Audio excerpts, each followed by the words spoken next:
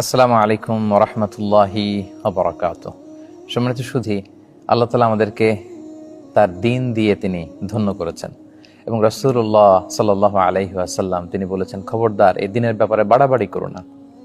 ইয়াকুম ওয়াল গুলুয়া ফিদ্দিন, দিনের ব্যাপারে তোমরা বাড়াবাড়ি করো না কশিনকালেও, কারণ তোমাদের আগে যত জাতিগোষ্ঠী তারা ধ্বংস হয়েছে, আল্লাহ তাআলা তাদেরকে আযাব দিয়ে ডিস্ট্রয় করে দিয়েছেন। অন্যতম একটা কারণ ছিল দে ক্রস দেয়ার লিমিট, তারা দিনের ব্যাপারে বাড়াবাড়ি করেছে।